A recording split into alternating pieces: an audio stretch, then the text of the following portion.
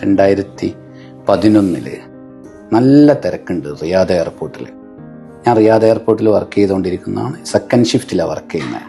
Second shift എന്ന് പറഞ്ഞാൽ അവിടെ 3 മണി മുതൽ 11 മണി വരെയാണ് സെക്കൻഡ് ഷിഫ്റ്റ് വരുന്നത്.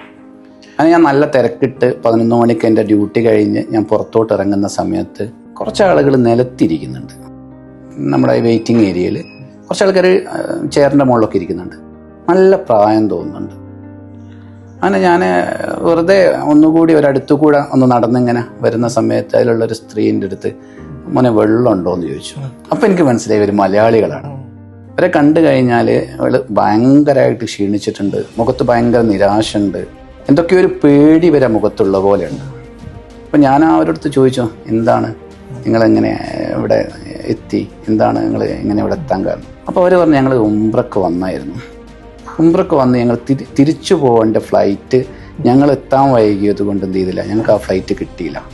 പിന്നീട് ഞങ്ങളെ കൊണ്ടുവന്ന ഏജൻസി ഞങ്ങൾക്ക് റിയാദ് വഴിയുള്ള കണക്ഷനാണ് തന്നത്.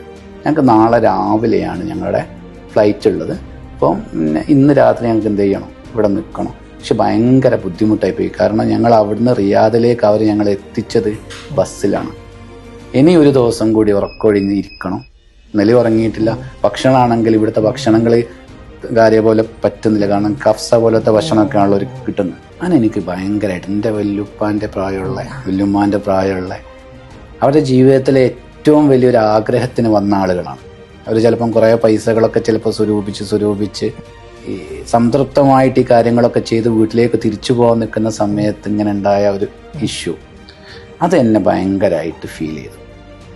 അന്ന് ഞാൻ തീരുമാനിച്ചു, എന്തുകൊണ്ട് മറ്റ് കൺട്രീസിൽ നിന്നൊക്കെ വരുന്ന ആളുകൾ, ഉംറക്ക് വരുന്ന ആളുകളാവട്ടെ, അല്ലെ മറ്റു ഹോളിഡേ ട്രിപ്പിലൊക്കെ പോകുന്ന ആളുകളുടെ ഓർഗനൈസ് ചെയ്തിട്ട് വളരെ പെർഫെക്റ്റ് ആയിട്ട് ഏതൊക്കെ കാര്യങ്ങൾ മുൻകൂട്ടി പറഞ്ഞു കൊടുത്തിട്ട് എന്തൊക്കെ ചെയ്യണമെന്ന് കൃത്യമായിട്ട് അവരെ പഠിപ്പിച്ചതിന് ശേഷമാണ് എന്ത് ചെയ്യുന്നത് മറ്റുള്ള ആളുകളൊക്കെ വിടുന്നത്.